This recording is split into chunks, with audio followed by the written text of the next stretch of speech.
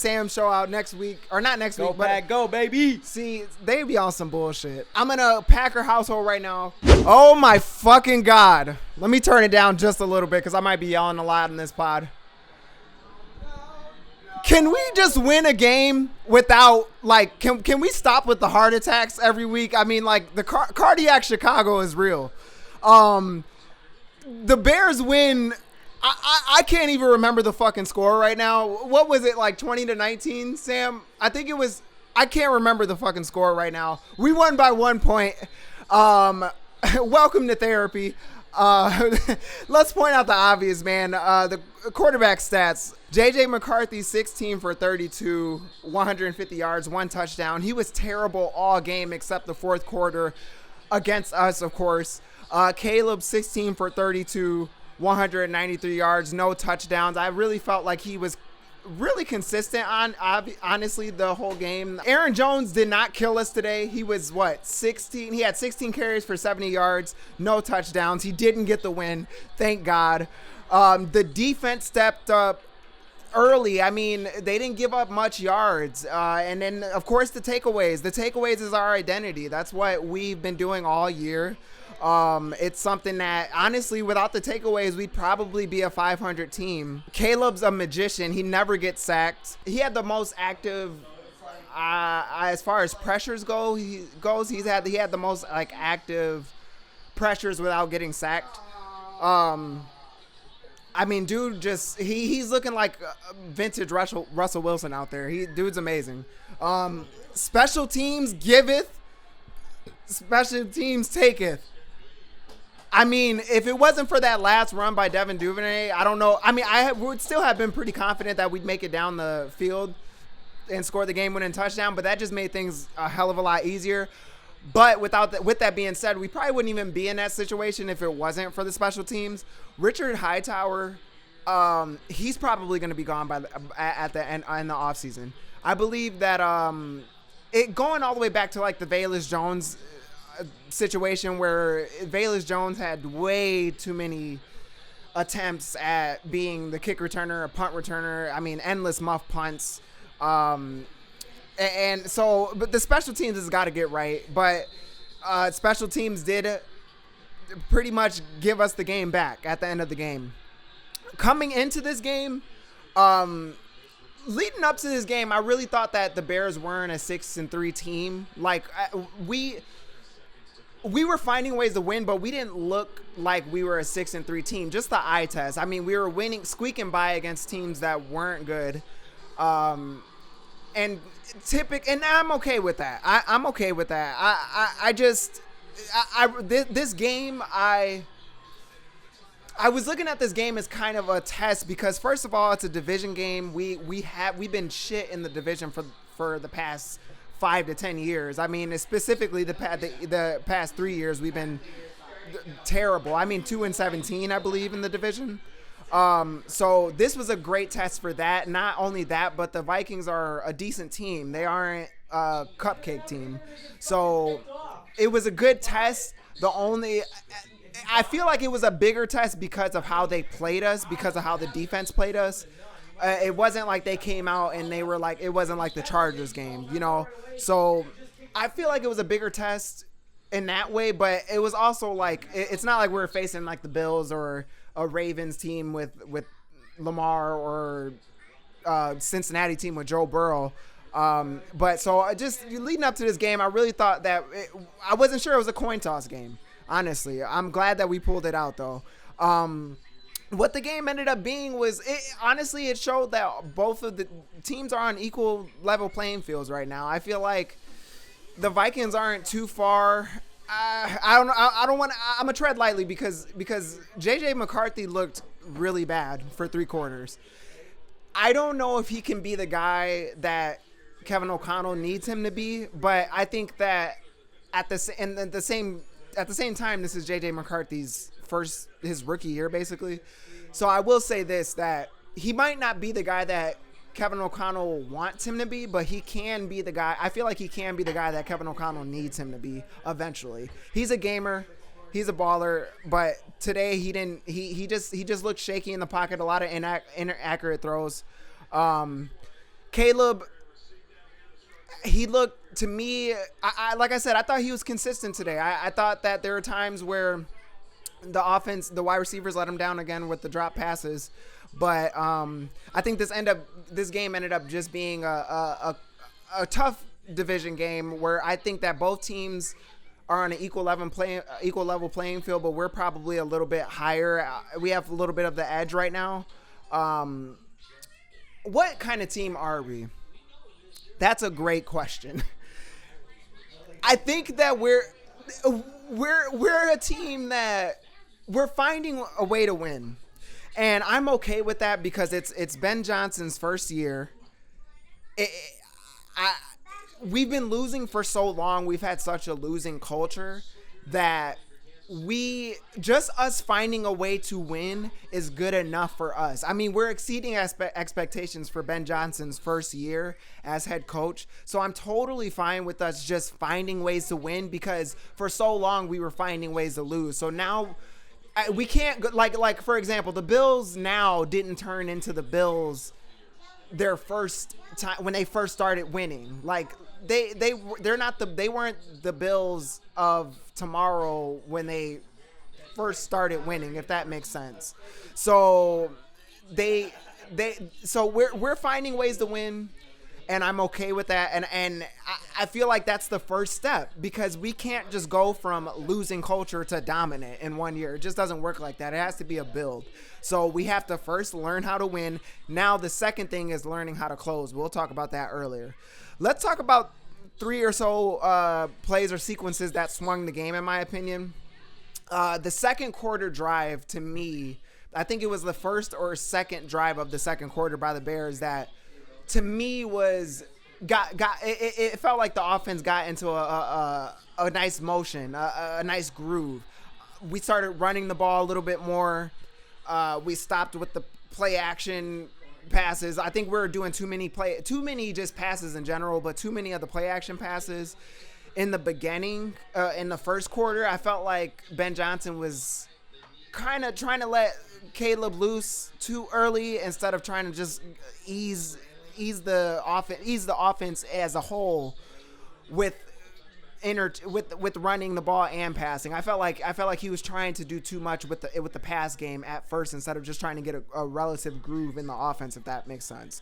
So I felt like that second quarter drive when we went down and scored, the offense was clicking. I mean, first and second down runs, easy third downs, manageable third downs, manageable second downs. And it also allowed Caleb to find his groove, and because it allowed the play action to be more effective with the effective runs. Second play was the Kevin Byard interception. That was huge because we need the takeaways. We also scored off of that, so it was a 10 score. It was 10-3, so that brought us from 10-3 to 13-3. That was huge, just off of the fact that we need turnovers. This team needs turnovers. Nahshon Wright interception was huge. I mean, it was huge in so many ways, just based off of just how difficult of a play it was. First of all, Nahshon Wright getting a second pick against his old team. It was the level of difficulty, but not only that, it took points away from the Vikings because it was at the end of the second half.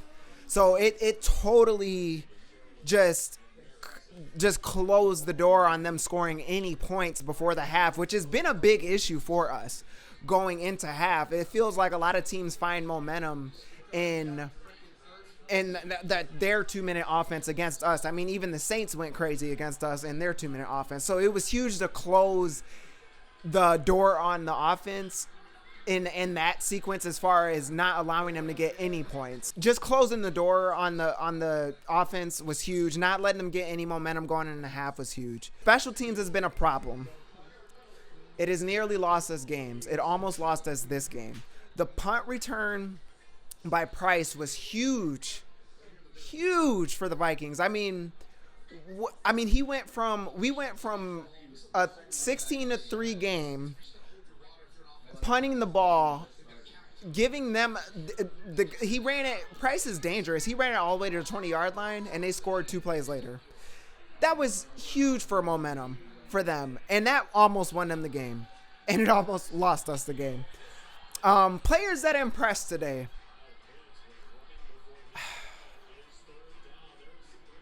Players that impressed today, man. Nahshon Wright.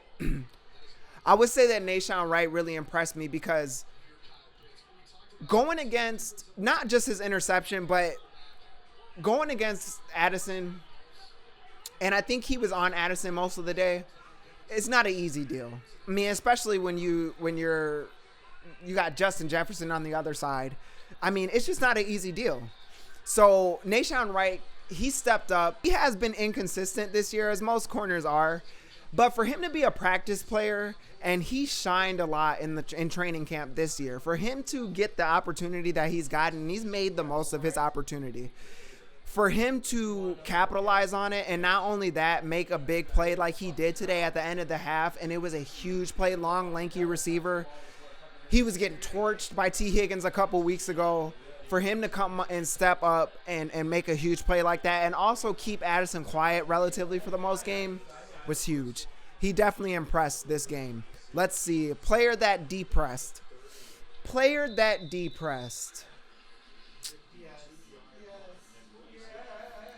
DJ Moore with his drop. He almost had 2 drops today. I'm going to go from the player that depressed to the wide receiver core as a whole. We have to get the drops together because Caleb, it's not like hard catches. Like Caleb is giving it to them, in the breadbasket, like right here. I mean, DJ Moore dropped a costly second down play. Like, I mean, it was a costly second down drop. Luckily, Loveland was able to get the first down on the third down that following play, but that could have been bad because it was 10-16 at that time. We're looking to drive to shut the game out, and if DJ Moore drops that ball and we end up not being able to close the game out, which we didn't anyway, that would have been huge. I mean, we can't have miscues like that. Not if we want to be a good team. Not if we want to win in the playoffs. So players that depressed overall, DJ Moore, and there's a couple other drops. Luther Burden, there was a huge drop with him too. So unexpected surprise. I would probably go back to Nahshon Wright. There really isn't anyone that. Devin Duvernay, the unexpected surprise. You know why this is an unexpected surprise? Because Devin Duvernay is a great punt and kick returner, because not because he's Devin Hester, but simply because he doesn't muff the ball. You know, he makes great fair catches. He doesn't make stupid fair catches. He allows the ball to go to the wayside when it's on the 5-yard line. You know, he's not fair catching the ball at the 10 or 5-yard line. You know, he's a reliable special teams guy. He's a reliable kick and punt return guy. But the fact that he almost runs it back when we needed him most, he almost runs it back, gets us in the field position for us to get the easy, not the easy kick, but for it to be easier. It was huge for us. I mean, unexpected surprise. Shout out to Devin Duvernay, baby. All right, so let's do some therapy homework, man. What the Bears must fix before next week, we got to get the run game going earlier. I understand that it seems like Ben Johnson is trying to involve Caleb in the passing game early and trying to unleash him early. But we don't need to unleash him early. Like, it doesn't need to be that. We need to do whatever gets the offense going. And that's running the ball. That's what gets us in our groove as an offense, is running the ball. And that's what makes, and we do it effectively, and that's what makes the play actions effective. So I feel like trying to do the play action too early and trying to pass too early, I get it. I get it, because schematically he might be seeing certain things, but for Caleb, I feel like it's probably a little bit better just to run just a little bit. Just to get the run game a little bit more involved early. Probably more first and second down runs, especially if we get 4 or 5 yards on first down. Just run it again. See if we can keep the chains moving with the run. But that's just kind of me, what I see. The second thing that we need to improve is closing games. We have to learn to close games. We don't need to have heart attack wins every week, okay? We don't need to have game-winning drives every single week. We need to learn how to close games. Third thing that the Bears need to fix going into next week's game. And who the fuck? Hey, Sam, can you see who we play next week? Pittsburgh? Okay, what time do we play them? What time do we play them, Sam? 3? Okay. Thank you, though, bro. Too many uncompetitive throws on third down, in short. I think that could be one of two things. It could either be Ben Johnson's play calling, but I think it also could be Caleb Williams. Sometimes he doesn't take the easy cheese. You know, he tries to make a play happen. So there was a couple today where I felt like I seen Loveland. It could have been an easy. It was third and short, I think, at like the Vikings 20-yard line. Loveland was wide open on like the side. It was like kind of like a side screen throw that Caleb could have threw, but it was Caleb. I think he like threw it like out of bounds, not even close to like Roma Dunze. And when I say like uncompetitive, I mean just if you're gonna throw it out of bounds, if you're gonna throw it out of bounds, at least give your guy a chance to catch the ball. You know, give him a one-on-one ball, kind of like Jordan Love threw to Christian Watson at the end of the game. Like just give him the ball, just give him a chance. You know, but I guess what I would say too is that's the thing about Caleb Williams that you also love is he's not going to put the ball in harm's way, especially not at the 20-yard line of the Vikings 20-yard line. So let's do some takes of the week, or let's have a Snoop session. Let's see what Peter Bukowski's saying and Annie Agar. Let's see if they gave us any respect, because Peter Bukowski said some crazy shit the other day. He said we're the fakest 5-3 team right now. So I don't know. Maybe we are, maybe we aren't, but we're winning. Can Peter give us some love, man? Because come on, man. We 7-3, man. We a legit playoff team, man. I don't think Peter going to give us no love, though, man. Peter didn't give us no love today. That's cool. Let's see what Annie Agar said. Let's see if Annie and Peter, I'm on your ass. Y'all better say something nice about us soon, because we are a legit playoff team, baby. Side note, what happened to the Bears and why do they have good luck now? See, why? So why, Annie, look, Annie, why are you hating on us, bruh? Why are you hating on us, bruh? We can't just be good. We got to have good luck. Come on, Annie. Come on, Annie. Come on, Annie. Side note, what happened to the Bears? I don't know if y'all can see that. She said, what happened to the Bears and why do they have good luck now? You know what, Annie? Come on, man. We've been losing. Give us a little credit, man. I will say that it feels like we finally are winning those games that we wouldn't have won. So I understand. I understand her take. But still, damn, give us a little bit of love, man. All right, here are my these are my final thoughts, man. Matter of fact, before we do that, hey Sam, after you plug that TV in, come over here. So just a side note, here you go, bro. I'm in a Packer household right now. My guy Cody, get over here, bro. Get over here. My guy Cody, we're rolling his show out. Him and Sam's show out next week, or not next week, but go baby. See, they be on some bullshit. They be on some. So I'm in a Packer household right now. Come over here, bitch. Come on. So get over here, guys. Get over here. All right. Who you stunning right now? Who you got? Who jersey you got on? You got AJ Hawk. Hold on. Get in the frame, bro. Get in the frame. No. I think it's time to retire that. Yeah. It's a little you know you're a real Packer fan when you got an AJ Hawk jersey on, though.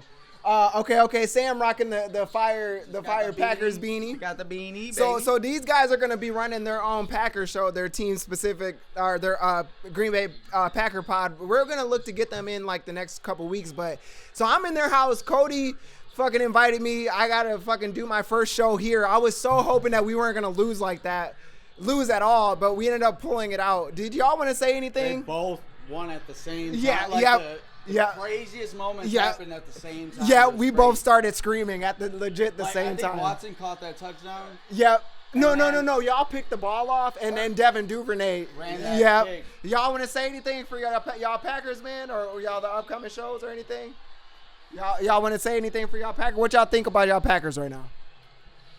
They looking all right. They can look a lot better. Come in the frame. They can look a lot better. Okay. Give them time. Okay. Jay Love is coming. Okay. He's coming. Okay. You heard it here first. Okay. Gotta win the division to Come on. Gotta win the division to make the playoffs.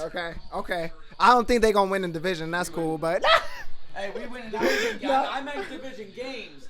Division. No, you're right. Win the division You're right. games. You're right. Absolutely right. Make it or break it. You're absolutely right. You want to say one more thing? Zim? Main thing. Jacobs. He needs to be healthy. Is he okay? Is he? We don't know yet. Okay. Yeah, Jacobs went out. That's what we gotta be looking out for. Okay. All right, y'all. So these are that's my family right there, man. I'm in Kenosha, Wisconsin, so I'm surrounded by Packers fans, but it's all love, man. At the end of the day, final thoughts, man. I really think that we're a playoff team. I think we're a playoff team. We're finding ways to win. I don't think that we'll make a deep run in the playoffs if we get there. But this is to be where we went from 2 seasons where we lost 10 straight, 2 seasons in a row. Now we're knocking on the door to possibly win the NFC North. I mean, that's crazy. That's exceeding expectations no matter how we're winning. Because these wins, we don't have to give them back. You know what I mean? So let's go, man. Bear down. We got the Pittsburgh Steelers next week. Hopefully we can finally get under Aaron Rodgers' ass and he doesn't own us still. Hopefully he doesn't. Hopefully that didn't carry over to the Steelers. They've been looking like shit. He's been looking like shit. We've been looking like kind of like shit, but we were winning. You know what I mean? Tough win. Division win. It was a huge game. Huge, man. Huge win, man. We have to be able to win these division games. We got a tough game next week. Let's make it work, man. Bear down.